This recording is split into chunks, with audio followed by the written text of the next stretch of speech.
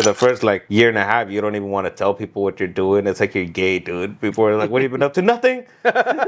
Cholos in my neighborhood were the first people that told me I could ever be anything. Like I remember me just being like, "I'm with whatever, homie. I'm with whatever, dude." And then he hit me and I fell. Me and my siblings survived the drive-by era, and then like my sister just has a kid who's got asthma. You know what I mean?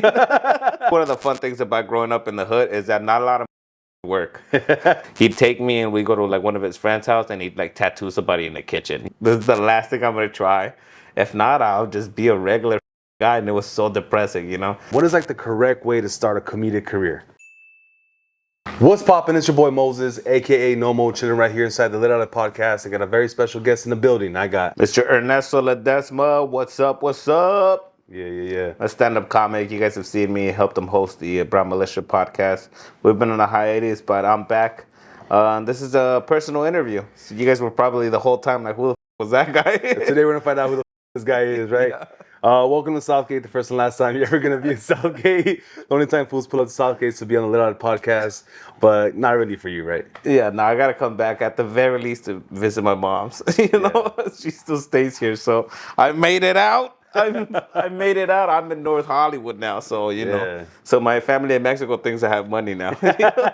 What's poppin'? It's your boy Moses. We're taking a second from this episode to bring you a word from our sponsor. This episode is sponsored by us, The Lit Outlet. The best way to support the channel is to like, comment, subscribe on every episode. Don't forget the reels on Instagram. Don't forget the shorts on YouTube. Make sure you guys like and comment on everything you see from The Lit Outlet. Also, another big major way you can support the channel is to join our Patreon. The link is down below in the description. You can keep the channel alive by pledging $1 every month. You can also do $3, $5, $10, $20. But all I'm asking, if you're a Liddy and you're enjoying the content, to at least join our Patreon for $1 a month. Another way you can support the channel is to buy some merch. We got hoodies for $40 and we got t-shirts with this logo for $25. If you want to support the channel, those are the best ways. But also, if you want to just keep enjoying the content for free, you can do that too. I don't mind.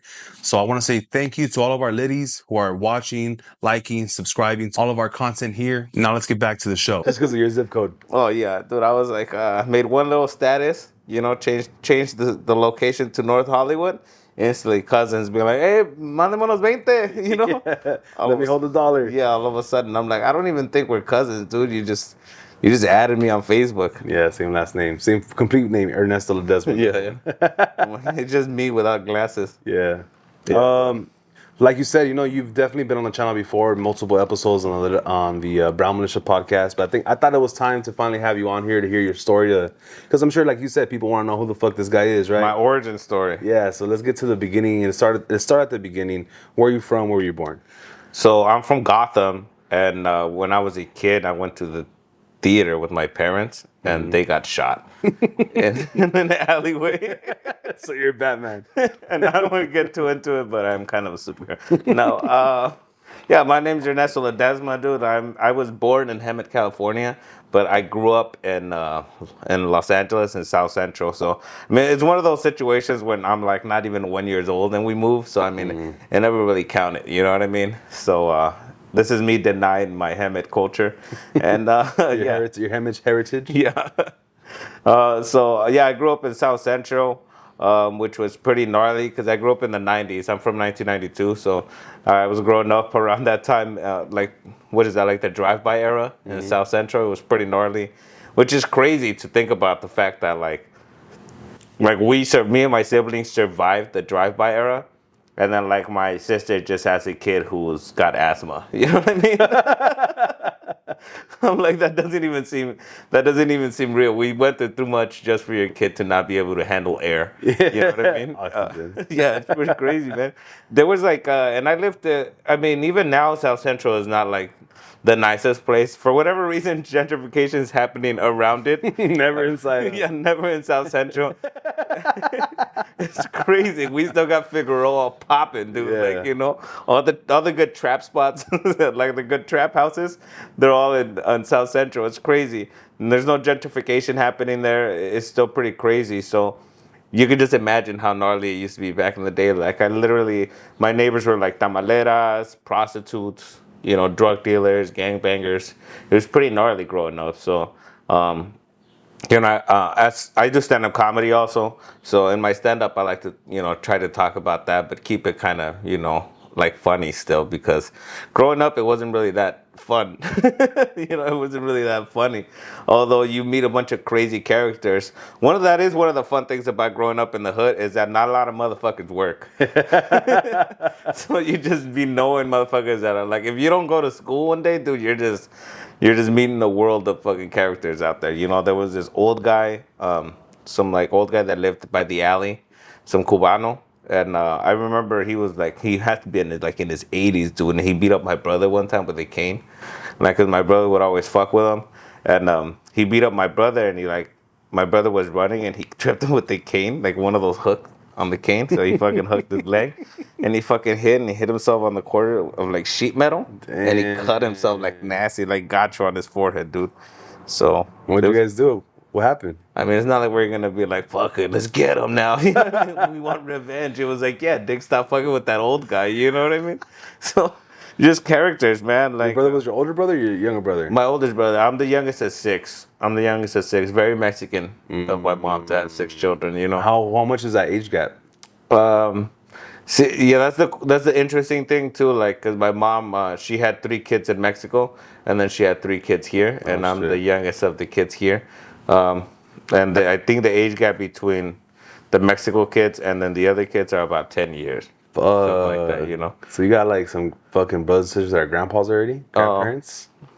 Probably not grandparents, but I have a brother who is like, I haven't seen since like the last time I see this motherfucker was like 9th grade, like 10th grade. Damn. And he stole some shoes of mine and just moved to Chicago, and he's been living like in Illinois ever since, Shit. My mom's was just out there with him, and so she was staying out there. He still stays out there, but that motherfucker's got like at least 7 kids. Damn. Like, he's got at least 7 kids, so I'm the only one without kids and stuff, So what are you waiting for?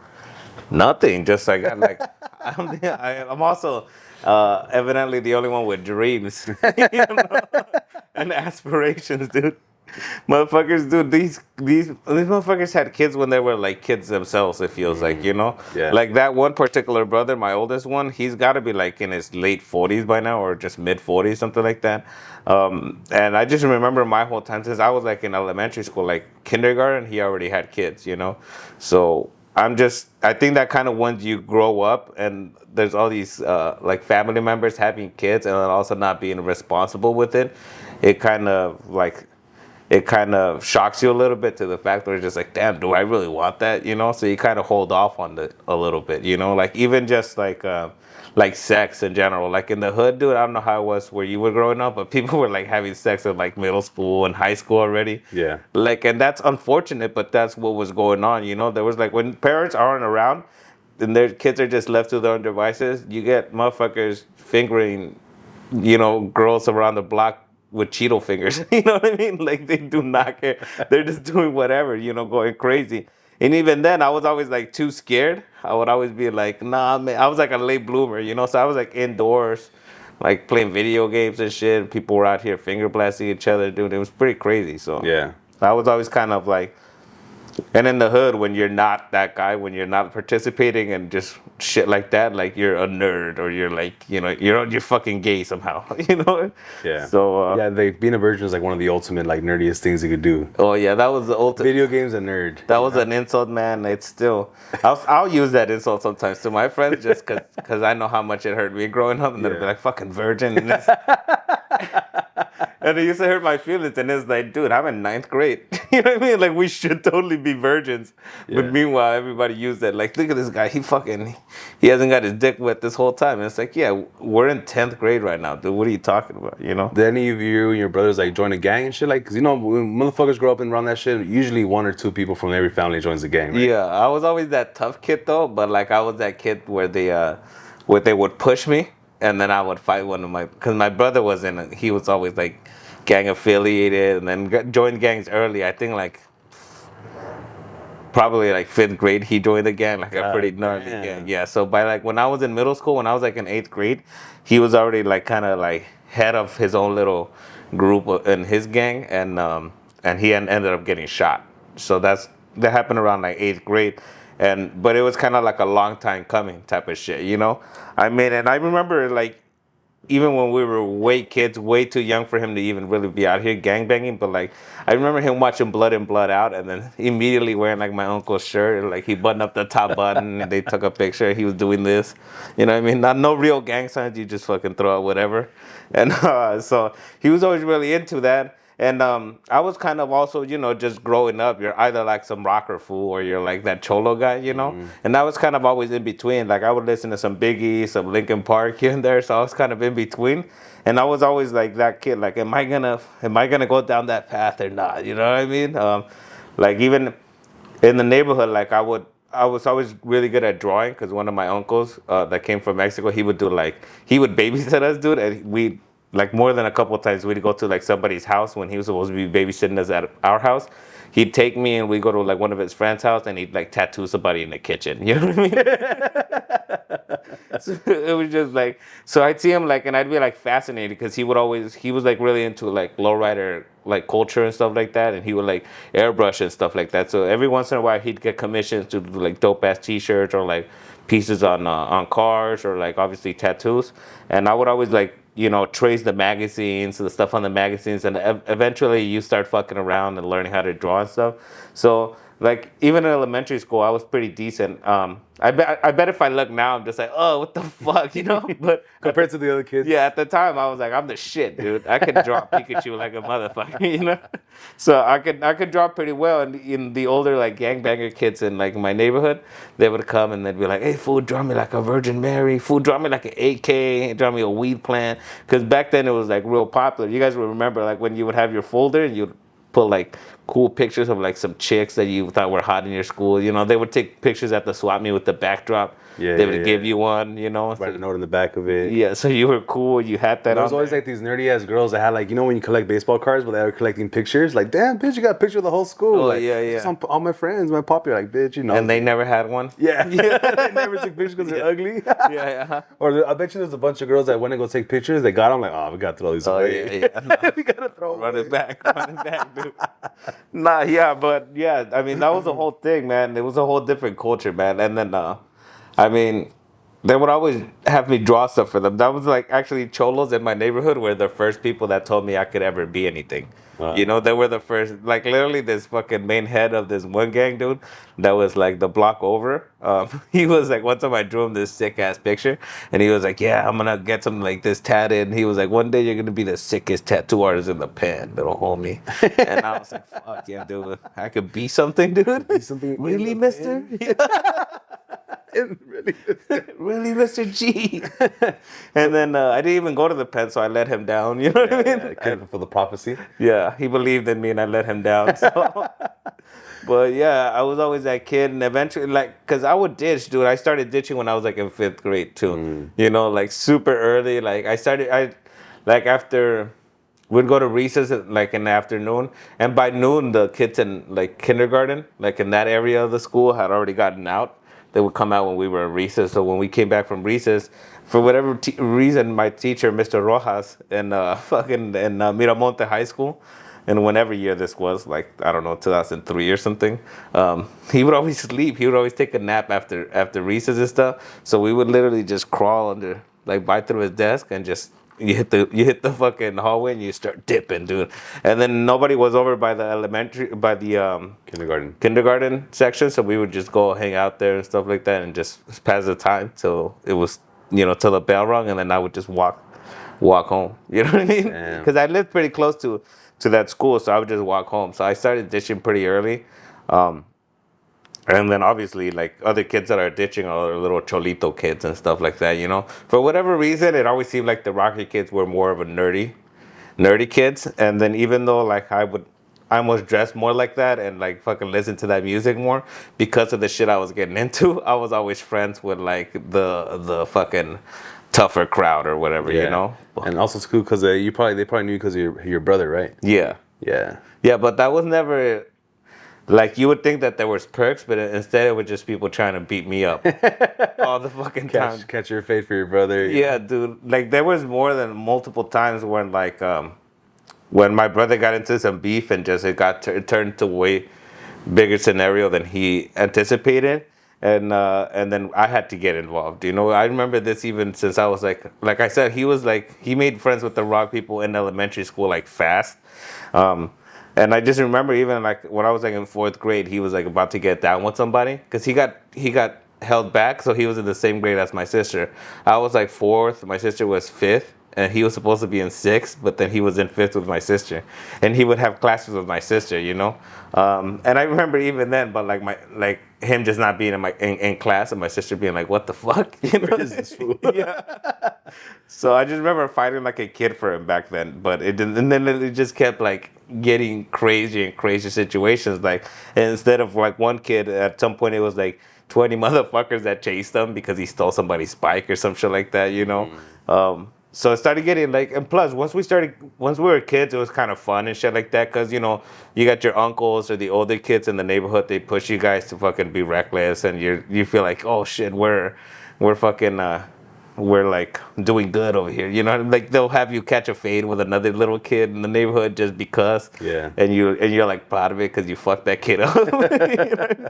That's when it becomes and they start hitting you with the, if you let them fuck you up, I'm gonna fuck you up. Yeah. Shit, all that stupid bullshit, you know. I don't know. I forgot where I was going with that, but Yeah, me either. I don't know. but you know, it was But did you end up finishing like going to high school in South Central and everything? No, I went to Miramani Elementary School and I graduated that, and then I went to Edison Middle School and I didn't graduate. You didn't graduate 8th grade? No, I didn't graduate. And it was crazy because it was that I don't know if it was George Bush or Arnold's whole no student left behind thing. Yeah. Totally left me behind. Yeah, you got held back? No, I didn't get held back. I still was able to go to high school. I just never got a diploma or anything like that, you know? Okay. I actually don't even remember if I didn't graduate or if I just didn't go to the graduation. Because at that time, it was when my brother had gotten shot. So shit was just so hectic, like at home. Like I remember, like my mom would go to work and then instead of coming home a lot of the time, she would go straight to the hospital and then sleep at the hospital and then go to work and blah, blah, blah. And a lot of the time, she would just leave the money to pay rent and shit like that, and the bills and stuff like that. And me and my sister, we would have to go take care of it. But at this point, she was in high school already. So she would go hang out with her friends and shit. And so that's when obviously I kept ditching because nobody was around. So in middle school, even I was ditching. So by high school, I kind of just dropped out, you know. But that's how stand-up came into my life too, because nobody was home, so I was a latchkey kid, you know. So I would go to school when I did go to school, or when I didn't, or even I wouldn't go to school. I'd just stay home and I'd watch like stand-up, like Comedy Central half hours, like all day, like Dave Attell and shit like that, you know, Todd Barry, all kinds of like East Coast comics and shit, you know, Louis C.K., all that shit. And then I would go to school and I would just repeat the jokes and pretend like I came up with them and I was the funniest fucking kid, you know what I mean? And then it just became like, that became like my whole thing.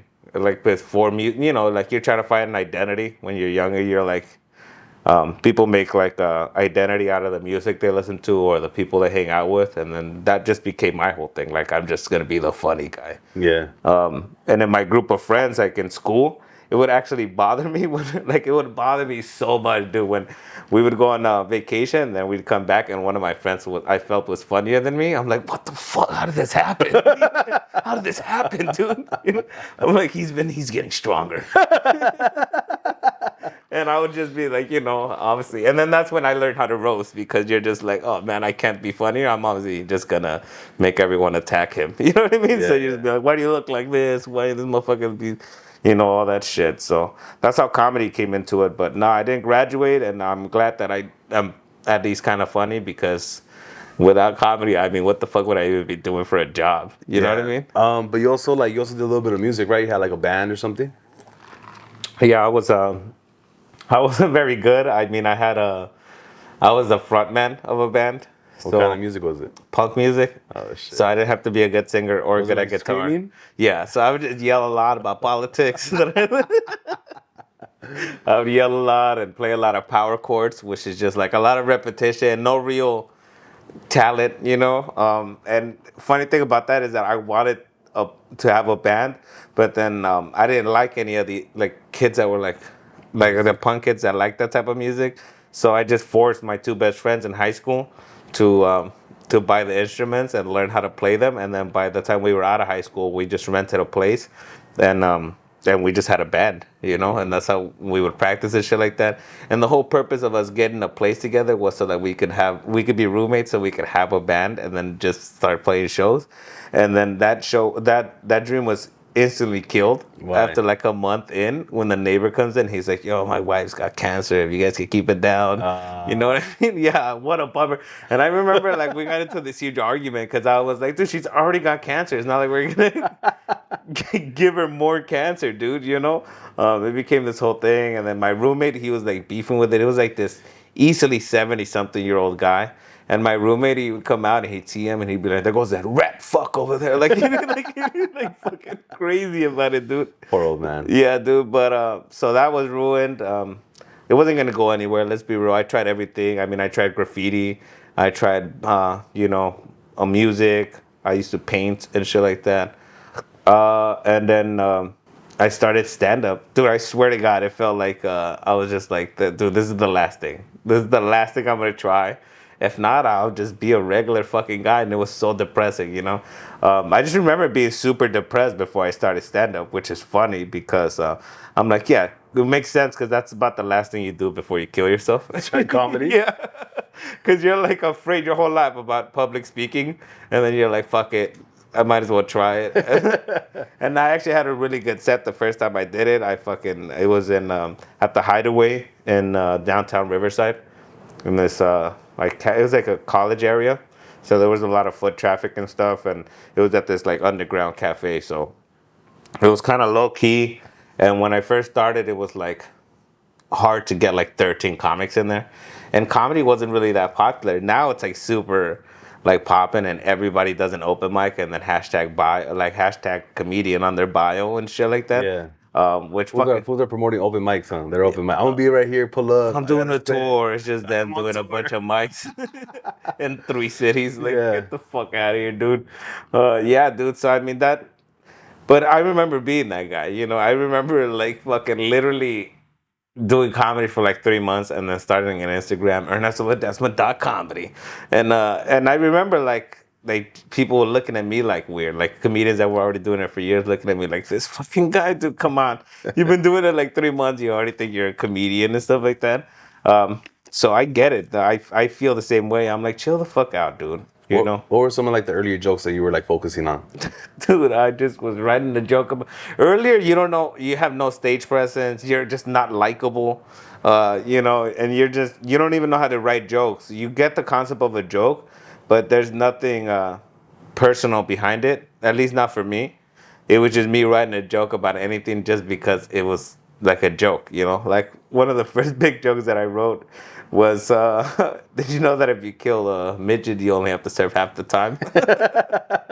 Which is crazy because if you get a midget prostitute, it's twice as expensive. Damn. So that was like one of my big jokes. And and I literally I was using that like as my closer for open mics for like my first year. And I was really like in my head, I'm like, this is genius. It's fucking gold. It's gold, Jerry. It's fucking gold. But thinking back now, I'm like, that shit is so dumb. It's a joke about anything. I remember like 3 years in, I was just doing jokes like that. And there was like a moment where I was just driving home and I was like, dude, I suck, dude. Like, I fucking suck. It must have been like 2 years. And I was like, and I just had to scrap everything and fucking start all over and just try to be more personal. Even if the jokes were still jokey jokes, like still make it coming from a place of something personal or something that actually happened, Yeah.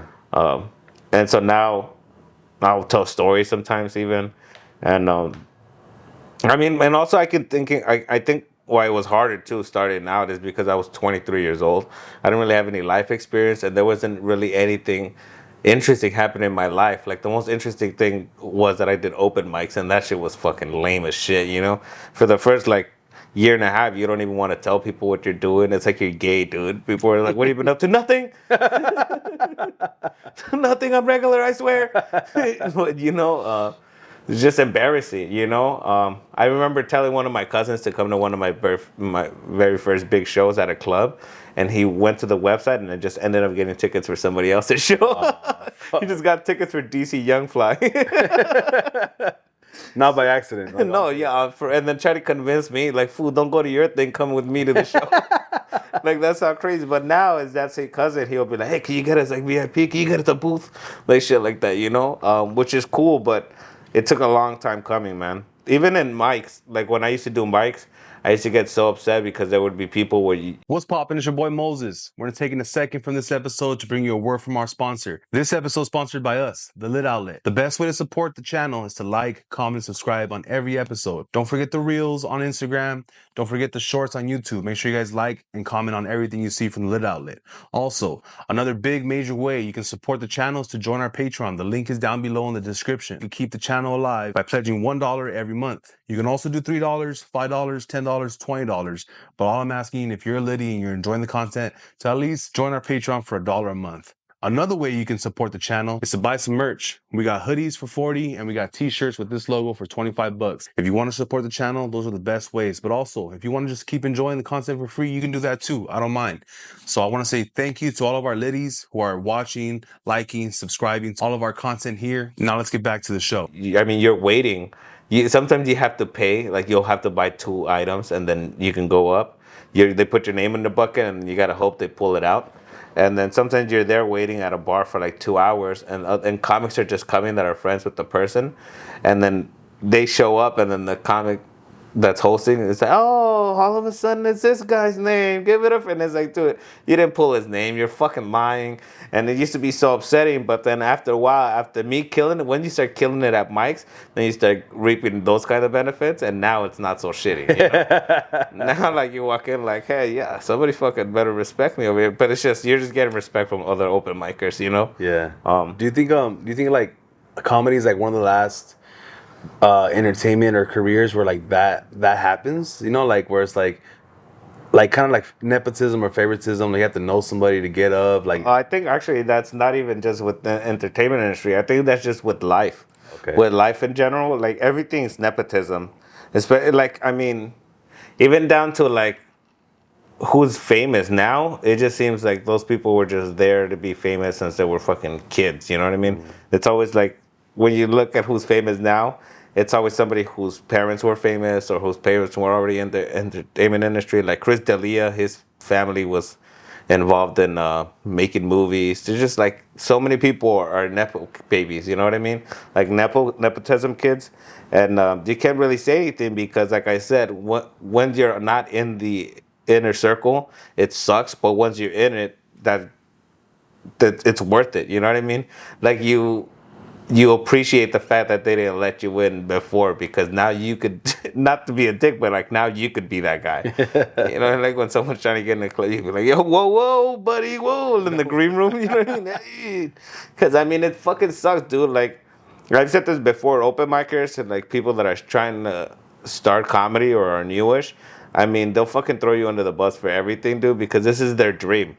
And everybody will do whatever they need to do to make their dream happen, personally.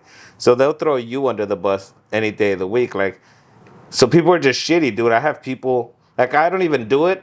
I'm not a dick like that, but I have people that talk shit about me on social media and then come to the clubs that we do shows at because they can't get in those clubs. So they come in the club, and then the way they get in is they're like, oh, I know Ernesto. And it's like, you know what I mean? Or they'll try to come in the green room. I've had people like come in the green room and be like, oh, I'm here to support the show, but only go in there to get the free drinks. You know what I mean? And never go out to watch the show. Like, people are fucking crazy. Damn. You know? But, yeah, man, I've been doing comedy 7 years. So at this point, it's just like, I don't really do mics anymore. And it's cool because I just told myself I graduated from mics. You know, you don't get a degree in it. So that's, you just kind of have to like feel it. You know what I mean? Yeah. But I mean, it's the shit, dude. I love what I do, and I love where I'm at in the career. I'm not trying to rush it either. There's so many people that like start. I'm 7 years in. At this point, like some newer people already have like 2 albums and a special, and it's like, dude, it's really special if it only took you fucking 3 weeks to write. You know what I'm saying? Yeah. Do you like how popular comedy has become, or it kind of like taints how special it is? You know, like you said, like nowadays you could be just walk in all of a sudden because of social media, you could fake the funk and shit like that. Do you feel like it's like a double-edged sword, is good and bad, or do you prefer it to be kind of old school? I used to hate it. I used to hate how easy it is for everybody to just be like, I'm a comedian too, because then it felt like they never gave you your flowers for how much work you're putting in, because you'll be like, oh yeah, I do stand up, and someone's like, yeah, I did open mics before too. You know what I mean? Like that's the whole vibe. But now in the phase that I'm in my career, it's cool and it doesn't take anything away from me, and it only actually makes me seem better because people will talk themselves up and they're like, "Yeah, dude, I'm fucking doing this and I'm doing that," and it's like I don't really have to talk myself up. It's like just go look at my page, dude, and then just see what I'm up to. You know what I mean? I see that most of the people that are trying to convince you, like I'm a real comic, are just comics that are still doing bar shows and shit like that. And not to knock them, you got to do every crowd that you can.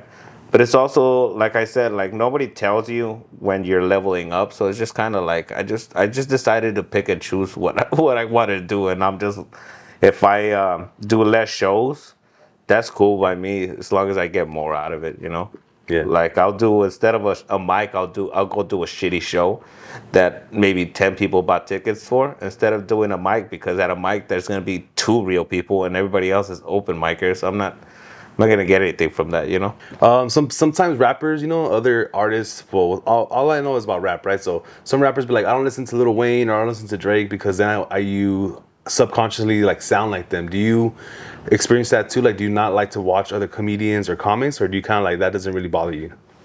I think to keep in like the music analogy or whatever, you still bump like the classics. So like as a comedian, I still listen to the greats. Like I'm still gonna listen to some Richard Pryor or something like that, and that's more entertaining than today's stuff, because back then it was like so new that it seemed like back then they were creating the types of genres of comedians that you could be. Like now you could, like you'll see out here comics start comedy, and this is one of my biggest pet peeves in comedy is when they'll start comedy and then they'll be like, oh, I'm gonna be a little bit of a this type of comic with a little bit of that. I'm a little bit of a Chris D'Elia and Dave Chappelle type of comic, and it's like you're already fucking wrong. You know what I mean? You're already wrong because you don't get to decide your voice. You know what I mean? Nobody gets to choose their voice. Your voice is you find your voice. And I'm sure you've heard that. That's what they say in stand up. You got to go out there, you got to put in your 10,000 hours, and then you got to find your voice. Like you're already funny in a way, you just don't know how to. There's sparks and little bits of like showing when you're an open micer and you're starting off. You just got to refine every single bit, just put it in that voice. That's what you're working towards. So, yeah, dude, I don't like to watch a lot of newer comics because then I can see where they're getting their kind of personality or their jokes or their style from. And in which sense, when I'm watching that, I'm like, well, why don't I just go watch the guy that you're ripping off? You know what I'm saying? I'm like, why am I gonna watch you do a fake Dave Attell right now? I could just go watch Dave Attell. Like that's how it feels like now. And um, I mean, I don't believe that there's many original like jokes anymore to tell. It's kind of everyone's just saying redundant shit, just kind of putting it in your perspective. So it's like that part doesn't bother me as much. It's just that. Also, the fact that I know some of these guys, and it's kind of upsetting because I'm like, fuck, I should have a special. You know what I mean? I always feel like I'm lagging it, so it feels like you're uh it's like watching porn when you're not getting laid, and you're just like, fuck, I should be me, dude. I should be fucking right My now. dick's way bigger than that guy. Yeah, like that's how it feels. Like that should be me right now. That's just how it feels. I'm just like, instead of watching that's an hour also too. At the very least 15 and a half hour that you gotta sit there and watch somebody set. I'm like, I could just go do a set right now. What the fuck am I doing? That's partially why I don't watch stand up too. It's just, when you work at Subway, you're not gonna go fucking look at videos of people making sandwiches all day. Yeah. It's not a thing. But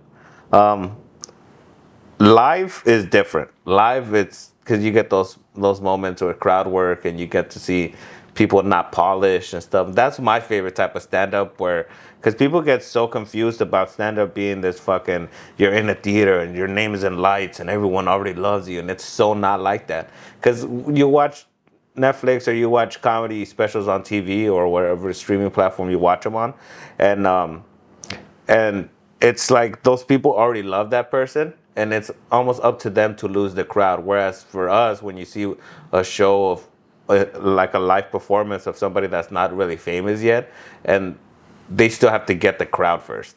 And that's the fun part. It's like, how's he gonna do it? You know what I mean? Is he gonna come out and is he gonna fucking elevate himself and be like, look at you fucking pieces of shit. You're lucky that I'm here. Or is he gonna be like, thank you so much for having me.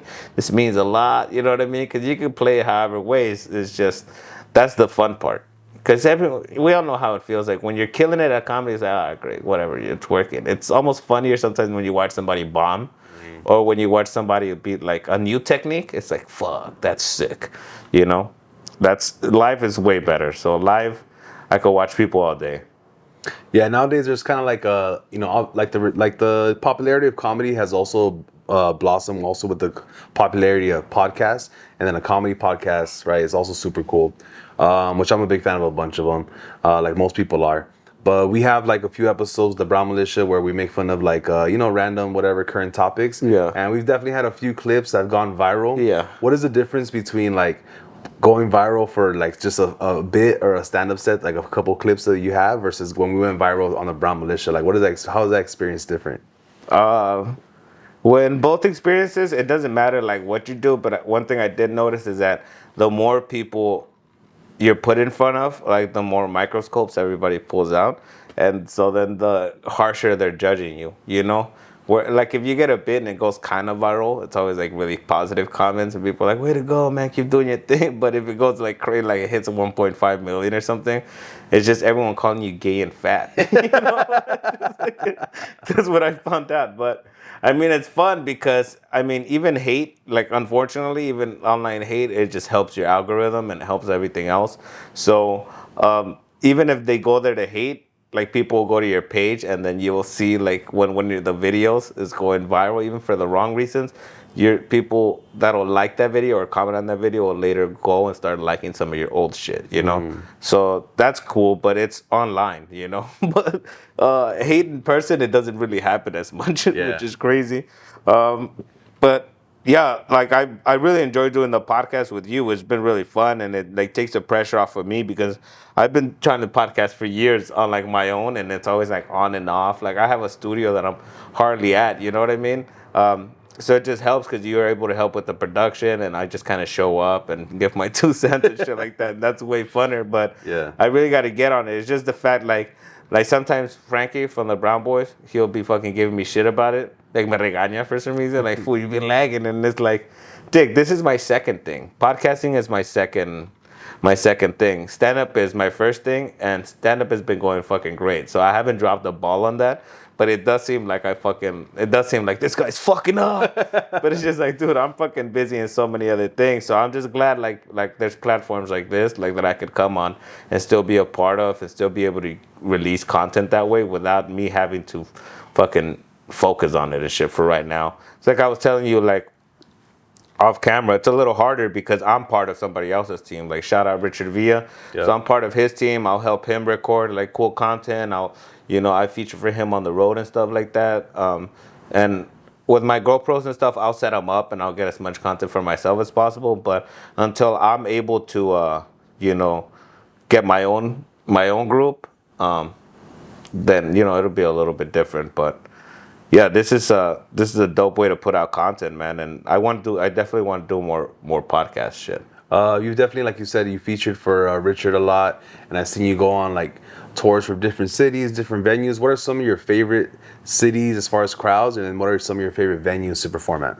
Oh man, some of my favorite places to perform at is like Vegas. I really like performing at because people will just get lit.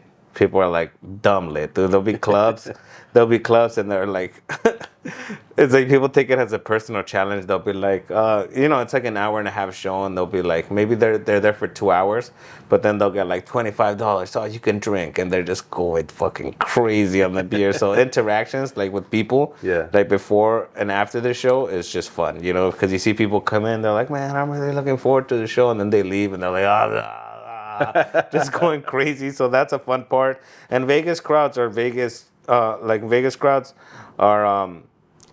are very different because you know have somebody from Nebraska and then somebody from Ontario, Canada, and then somebody from LA. And it's just different people, so you can't really work on like you got to cast a wider net so you can get like if I'm sure if if I was doing topical shit, you know what I mean, like that would work. But if I was doing because everyone reads the news, everybody sees shit. But if I was doing stuff about Vegas, only locals would be like laughing and shit. Yeah.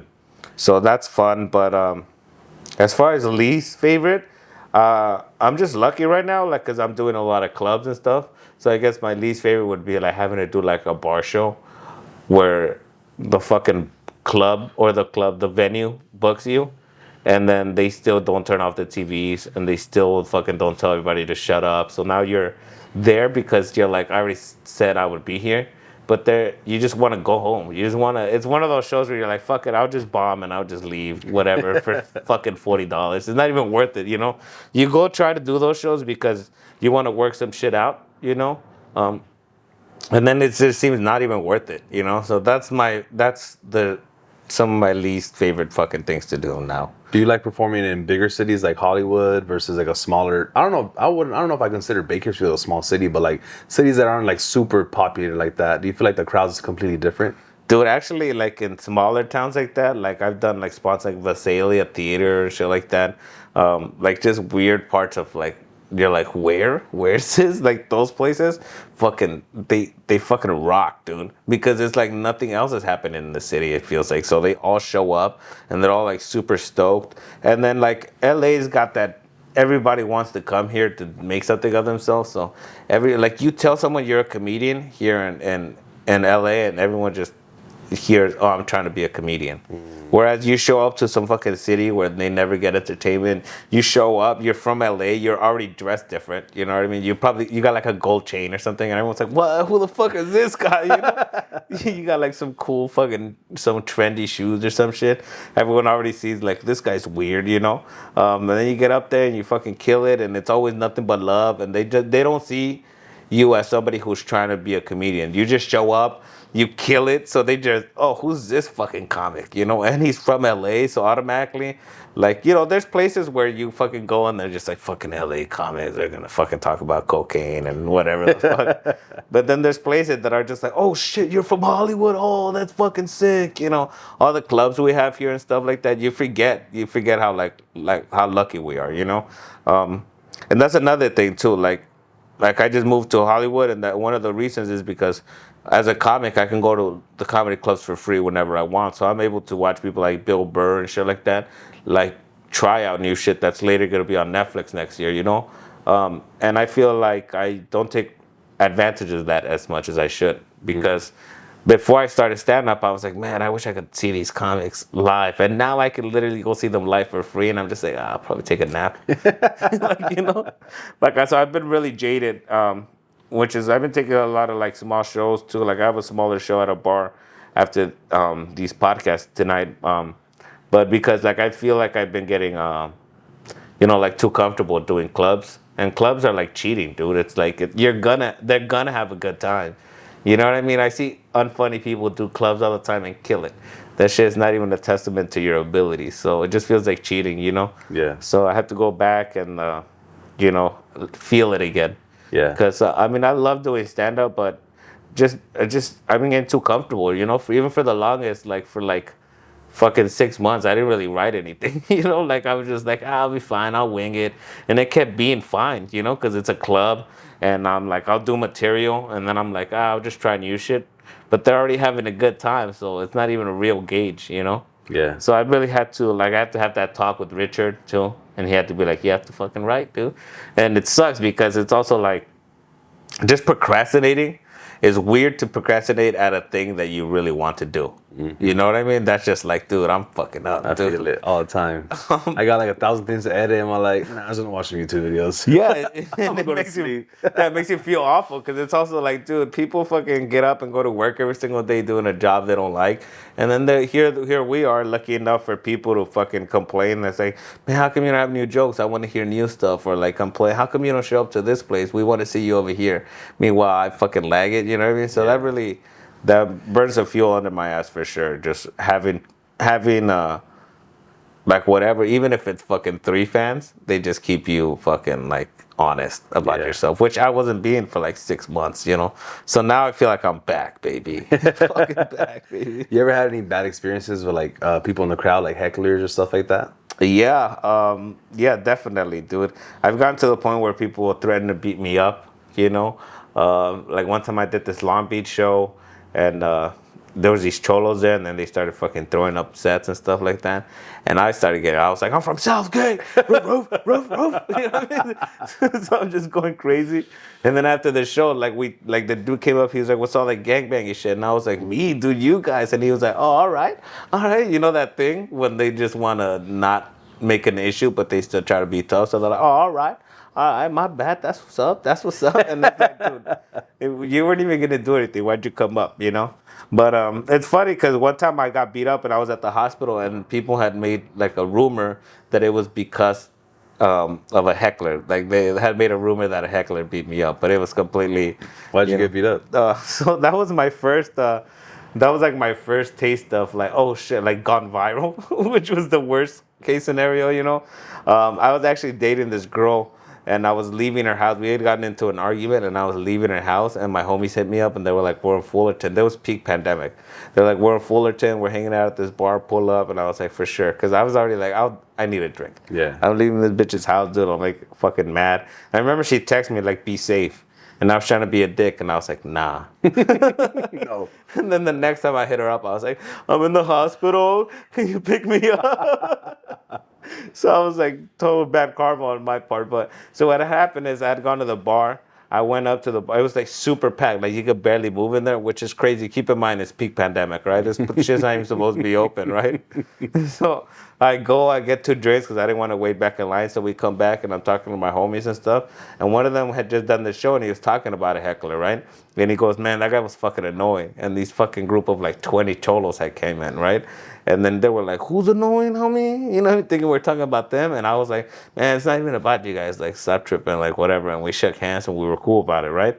But then later on in the night, like, one of the girls that they were with started dancing up on me. And I was like, chill the fuck out. Like, you know, I'm like, social distancing. Yeah. You know? And she took offense to this. So she starts fucking going crazy and, like, throwing signs at me and gangbanging on me. So now I'm kind of like, come on, I'm not about to do this with no female right now. Like, chill out, dude. So then her man comes in, and he's like, what the fuck's going on? And I'm like, man, your lady's dancing on me, bro. Like, talk to her, you know what I mean? And for whatever reason, he was like, took offense to that. And he was like, that's disrespect, homie. And I was like, how is that disrespect? Bro, she's trying to dance up on me, bro. Like, it's chill, like, it's cool, or whatever.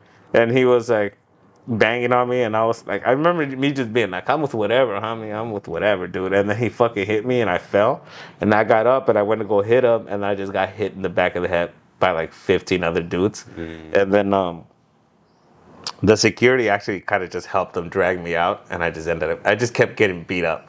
So I just got knocked out like 3 times. I had to go to the fucking hospital. I was like concussed, and I was still trying to be funny. Like one of my homies, he went with me, the guy that was saying that story about the heckler, so he had gone to the hospital with me. And I remember like they were like, is there anything we should know about? And I was like, I got AIDS. Like for whatever reason, trying to be funny. And everyone's like, what? Like panicking. And he's like, he doesn't have AIDS. He's a comedian. Like, you know, he's like, he's a comedian. And then whatever, he got like around that I was a comedian. And they kept coming being like, oh, you're a comedian. Tell me a joke. And I'm like, are you fucking kidding? Dude, I'm dying right now. I'm fucking dying, dude. Fucking dying right now. Save my life first, right? Yeah. So then it just got around, like, I guess one of the paramedics that worked there or whatever, he found out that, like, oh, a comedian got beat up or something. And then he has a friend who's a comedian, so he hit him up, and that guy kind of, you know, told more people. And then, but like, I was at the hospital, I was there for days. And by the time they took my phone too, so I didn't know what the fuck was going on. And I was like concussed, and people kept calling me like hella, like every fucking like 30 minutes, people were calling the phone at the hospital. I'm like, how do they even have this number, you know? But people were calling me, and I didn't know who was who. I was all fucked up too, like on medication, painkillers and shit.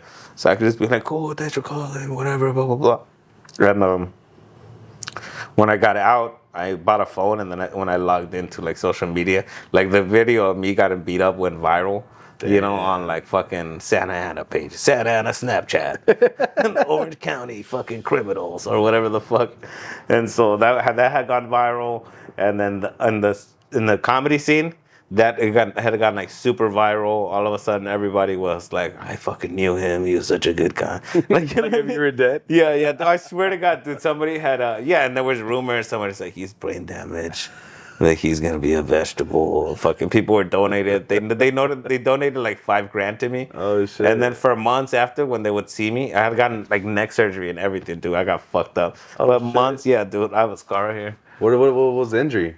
I had to get some disc replaced and stuff. I had hemorrhaging, some fucking So you got stomped out. yeah, like pretty gnarly, dude. It's pretty funny now, but at the time it wasn't that funny, you know. Yeah. And but they were like, yeah, it was pretty crazy, dude. When I came out, yeah, everybody had a story about how they knew me and stuff like that, and people had hella messages like on everything. And my homegirl Angela, she was the one that made the GoFundMe. R.I.P. Angela. But it was pretty gnarly. So forever, dude. After that, I would go do shows and people would be like, "Oh yeah, that guy that got beat up," you know, like that's how people knew me. But for months after, people would see me out like doing spots because they all collectively gave me $5,000. Everybody thought I was loaded, which for open micer or for a comic, I totally was, you know. So everybody kept buy me a drink, dude, fucking hook me up, lend me some money, and it's like, dick. It was $130,000 medical bill. Dude, what are you talking about?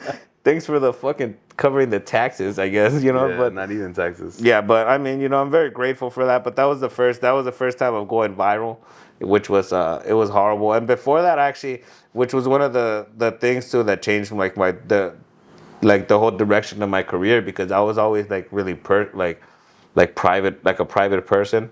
So I didn't really.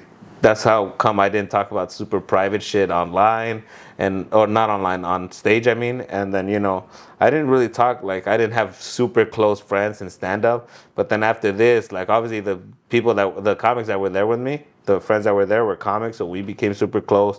And then just a group of other comics that, you know, like would always be like, you know, like they would be really like personal. They'd tell me like really personal shit, and just people started opening up, and then that just kind of led me to me opening up more, and then like it was crazy because, and then people reached out to my family, and they were like fucking talking to my sister, like interview somehow, you know what I mean? So then people knew all this personal shit about me because for some reason my bitch sister told them all kinds of shit, you know. So people knew all kinds of shit about me. So at this point I was like, fuck it, what's the fucking point?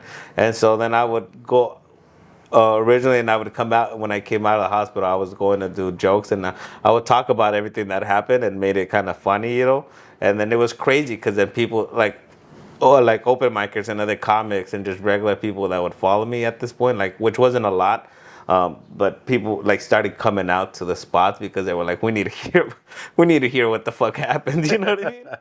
And so that was like kind of my first big thing. And I had barely just started working with Richard around that time. We were doing a podcast called American Legals that we since deleted everything off because we had another guy that was a guy that I came up with when we were doing open mics. We were like a few months separated from starting together, and he was like our partner, but then he turned out to be a piece of shit and got canceled and did some fucking sexual assault shit, you know. So it was like we have to separate ourselves from that, which is good because things at that time too were starting to, like Richard was already headlining at that time and doing clubs and like, you know, selling out here and then, but it wasn't like how it is right now where we'll go to a place and people are like, because social media, dude, like fucking really blew his shit up. So now it's like a huge difference from like when we first started, and it's been cool because I went from you know, doing open mics during the pandemic, and he seen me, and every time I would come back and do a new set. So he would see me, and we started kind of working together. And so I went from his opener to his feature, and then that other dude was featuring, or no, opening. But then he got out, and then the homie Ace, he started opening, and now me and Ace, like I'm so proud of Ace too, dude. Like he's been doing it 3 years, and he's like way further along than where I was in 3 years, and he's like doing fucking great. But you know, he got plugged in with us, and it was fucking awesome. And he's been holding like he's been holding his own and pushing his own weight too, and it's dope, dude. Because I'm actually like the one that does the least out of us three somehow. Like Richard, obviously we're all riding Richard's coattails, you know what I mean? But obviously, I hold my own too. But like, I don't produce as many shows as like Ace does. Ace has been producing hella shows, like really good shows. So shout out him. And I just have like a really good team right now. So things have been fucking going sick, dude. Yeah. Richard's only getting bigger. Like with this new material that I'm working on, I think it's fucking, I'm stoked on it. And it was interesting too, partially, like a lot of the material I'm working on now came from the Brown Militia podcast, because a lot of I guess you never know how you come off to people. So that when people start commenting and shitting on us online and fucking going after us, it kind of makes you kind of like on a whole nother sense, like a whole nother perspective on yourself. So it's like, oh shit. So I noticed that people would like see me as Mexican American more than Mexican. And so I started, like kind of leaning into that a little bit. And like, so that's kind of what I'm talking about right now, which I'm really stoked on, because I would always touch on it. But I never wanted to be like, everyone does like a Mexican comic. That's like a genre of comic, right? Everyone like, and it sucks because I'll do like Mexican themed or Latino themed shows, and everyone's doing, I'm a fucking Mexican. And how many fucking Mexican jokes can you do back to back, And it's funny because a lot of the comics that are doing fucking Mexican jokes are like, dude, you're fucking Mexican American, Yeah. So I'm like, it's dope to be able to do like trying to create that like the Mexican American comic genre instead of just fucking Mexican, And it's been fun, and I think it's cool, like a lot thanks to Richard, which he's been like a huge help, like just comedy wise, like just seeing what he's been able to accomplish, like going to his house. We just went to his house to celebrate his birthday. Go to his birthday, like fucking celebration every year at his house, but just being able to sit there. Like sometimes he'll hire a band or he'll hire like somebody to make tacos, but just being able to sit there in like a fire pit and everyone just enjoying themselves, and like we're at his house that he paid for by telling jokes. It's just like, all right, cool, I could do that, And just the fact that I'm on his team, it also feels like I can't lose, So that's cool. And I know I'm really lucky too, because since I started working with Richard, I had other friends that were already further than me. Like they were already working with a headliner before I was. And then after I started working with Richard, they were like, fool, link me up with him. I'll hop off this boat and go over there, And it's like, damn, dude, you're really willing to throw that guy under the bus that's helped you for 2 years to get on this team, So I was like, cool, we're onto something here. Yeah. There was also times too where I had other comics like that I really respect, that I was like that were like idols to me when I was growing up, that would reach out and they were like, I want you to go on the road with me. But I didn't know how things worked at the time, and I thought like you were supposed to be loyal to one headliner, So I'm like, I gotta fucking stick with Rich, and then fuck that up, you know what I mean? And then come to find out, I hit up Rich and he's saying, dude, go, I want you to work with as many people as possible, dude. You know what I mean? So it's like, that was different.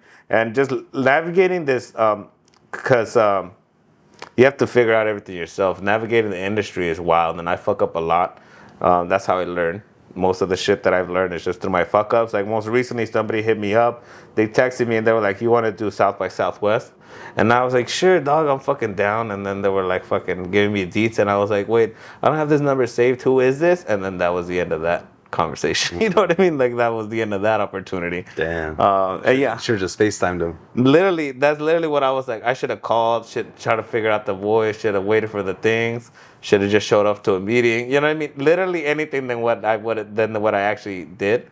Yeah. But that's literally this industry. Nobody teaches you. Nobody has a degree on comedy. You know what I mean? So nobody can tell you when you're a full comic. That's the hard thing, Yeah. That's why I'm lucky too, because I could just ask him like, hey, what's the industry standard for this?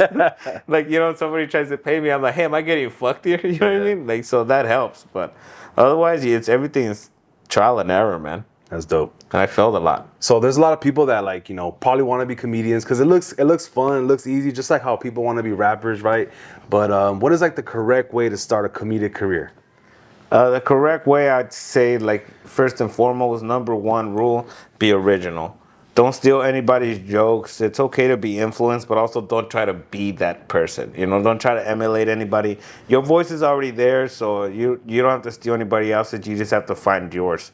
That's first and foremost. So just find your voice, be funny, and you know, if it feels right to you, then that's your style of comedy. Even if it's harder to explain, or even if it's harder to get through to people at first, just work on that, and then it's obviously harder for everybody else to do that style too if it's hard enough for you. So once you master that, you know, that's gonna be your fucking jam. That's your style. That's how you find your style, you know. And then also, like, do as many mics as possible, and that whatever circuit you're doing, whether you're doing the OC circuit, the LA, the IE, San Diego, whatever circuit you're doing, just do all of the mics there, all of them, because chances are there's people or mics that only certain comics hang out at those pockets, or only certain pockets of comics hang out in those mics or in those areas. And comedy is ran by comedians, whether it's an open mic or running a showcase, or a full-time comedian running, you know, a theater show. Like, it's ran by comedians. So the best way to impress comedians is by going and killing it and making it hard for people to follow you at every open mic. Once everybody at open mics fears / respects you, then, you know what I mean, then you're ready to go and you what do you call it? You can I guess showcase at a club, you know. Usually we call them auditions. Most clubs have auditions on a certain day for every club, and you go, and sometimes they'll throw like a surprise at you. It'll be like, all right, surprise, you're doing an audition, no microphone, and you're just doing it in front of like 30 other comedians, and you just got to try to make everybody in there laugh.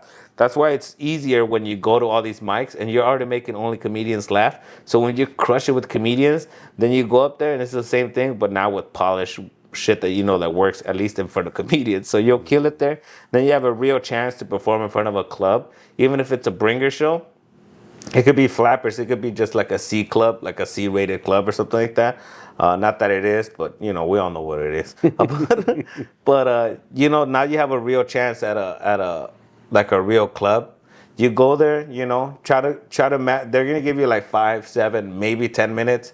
So try to go there, get your 10-minute down. You know, usually most people, like, their first 10-minute set is a setup that represents them. It's like, hey, I'm this person, this is who I am, and this is where I came from, and this is what I like. You know, let them know you, and then try to film that. And then once you film that, dude, if it's a good solid 10-minute bit or whatever, or 10-minute set, then you can start another 10-minute set, you know?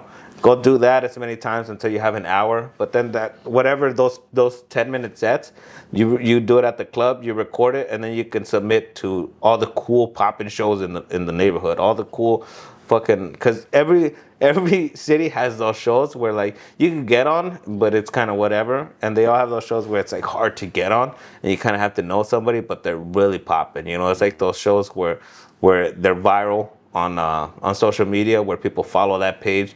Those are the ones you want to get on, because obviously more comedy fans go to those, and you want to impress comedy fans. Like you touched on it a little bit earlier about how with podcasts, so many comedy fans, they're listening to podcasts, and so they know not just the clubs, they know that you can go watch open mics, and you can watch or you can watch shows at on non-clubs like bars and stuff like that. And they're more like to digesting comedy, they're smarter about it. So now the game's for real now, you know what I mean? Yeah. So now they're like smart about the jokes too. So they want you to bring in hot shit, but so that's how you do it. Write as much as possible. Go to open mics, you know, submit to as many shows as you can.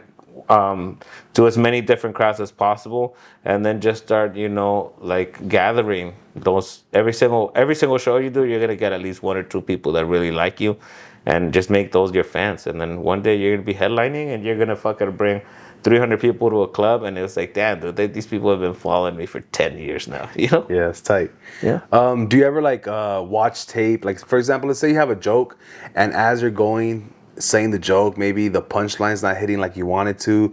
Do you just go off memory, like next time I'll say this, or do you have to like rewatch the tape? Like, how do you go about like fixing your jokes to make sure they're more like the punchline's heavy, I guess? I wish I was that guy that could watch the tapes back, but then it's like I hate myself. I'm like, oh, whoever said I was funny, and I'm like, I should quit right now. But Actually, like stand up is my whole life.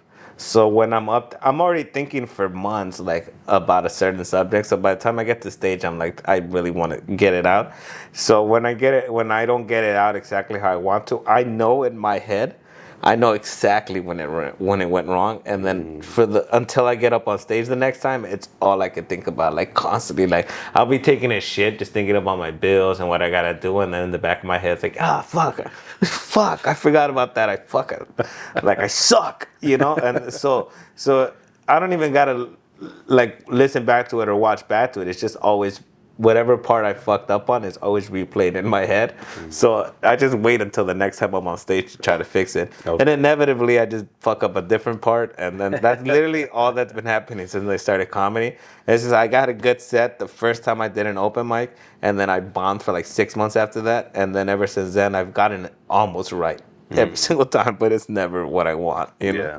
So that's pretty much it. If you come up with like a funny bit, do you add it right away to your next time you're on stage, or do you like kind of just lock in with the same jokes every time? No, I always pepper in new shit, and because I don't do open mics anymore, I just try them out in front of hundreds of people.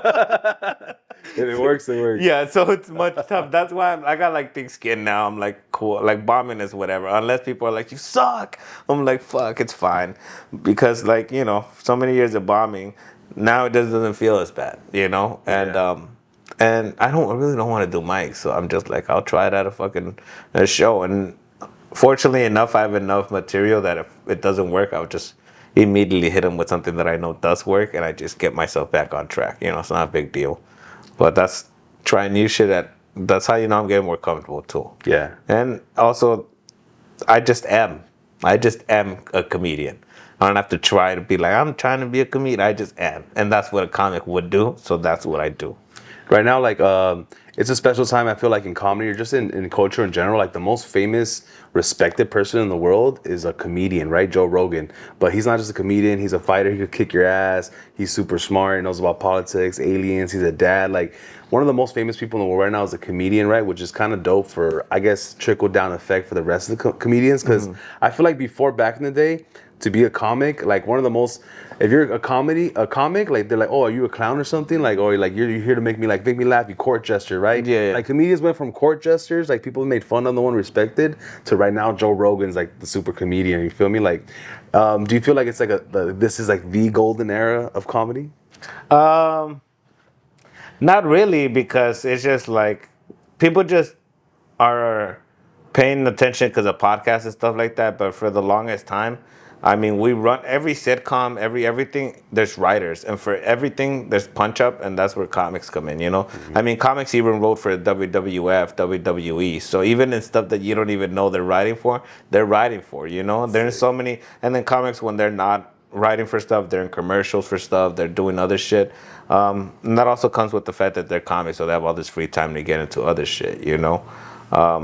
It's definitely a golden era, but I don't know how much more longer that's gonna stay like that. Yeah, right. But I mean, the cool thing about it is you don't have to worry if you're just honest about the craft, because you're gonna be good no matter what. If you're not pigeonholed to being a fucking fake character, if you're just yourself on stage, as a human being, you're always evolving and transforming into a better person. So your stand-up will do the same thing. It'll evolve and it'll be better every single time, as long as you're honest with yourself, you know? Cool.